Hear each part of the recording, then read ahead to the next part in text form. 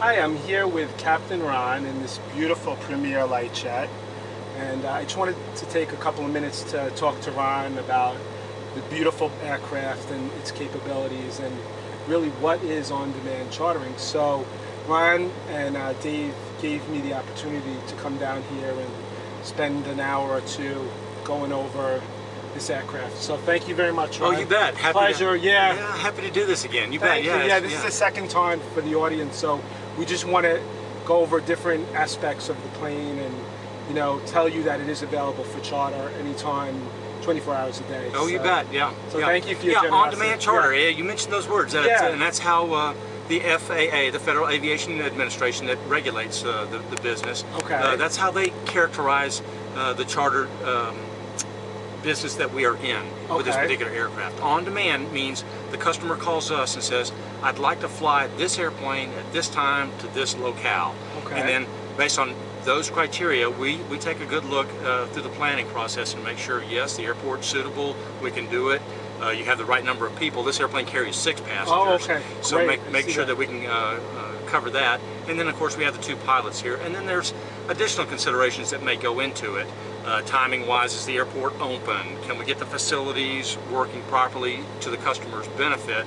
For example, does he want to be picked up and taken to a location? Is that available at the time he wants to arrive there? So all that factors into it. Then we realize, yes, the trip is a go. So at that particular point, then the price is worked out, and then we pick up the customer. Comes to us normally here at the airport, or we can fly to a different airport if we need to pick them up. And which airport are you at now? We're at Henderson Executive Airport. It's on the southern part of Las Vegas, if you will. It's not deep, and Henderson itself is actually a separate city from Las Vegas. Oh, I but see. The airport itself is just at the southern part of the strip, real close.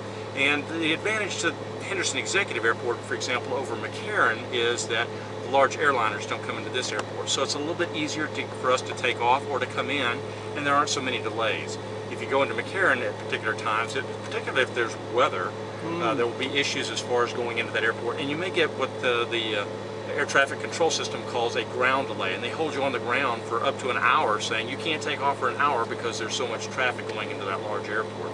So it's nice to have this smaller airport that we can go into conveniently. It works out, it's safe, we understand this airport and how the environs are around it as far as the air traffic system works. And if, like, hypothetically, let's say I had a customer that wanted to do a charter, and I called you, and he's in, like, Las Vegas or in another airport, you could pick them up, right, with on-demand charter? Correct, yes. We can go to that any airport. Yes. Really, in the country? Well, not every airport. I have to qualify that just a touch in that this particular airplane, it's a business jet, holds 6 people with a jet engine. And so consequently, we have to look at runway length. How are the winds doing that day? How is the weather? And what type of facilities are at that particular airport? So all that goes into our factoring and planning as we look at it and make sure that the airport is suitable for operation for this aircraft on that particular day with those particular environmental conditions that may be prevalent out there. For example, one consideration here in Las Vegas often is the temperature. It gets so hot in Las Vegas, and as the temperature rises, people may not know this, the jet engine doesn't perform as well as in cold weather. The air is more dense, so as you push more air through, you get more thrust.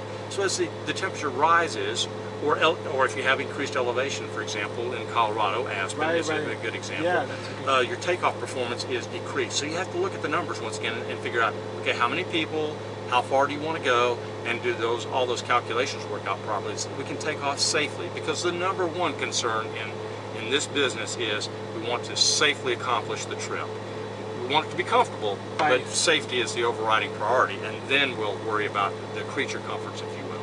And being that this is a newer plane, I think it's a 2007, is that correct? It was December 2007, so it's almost the 2008. 2008. So it probably has a lot of the most up-to-date safety. Oh yes, it does, and we'll cover those here very shortly.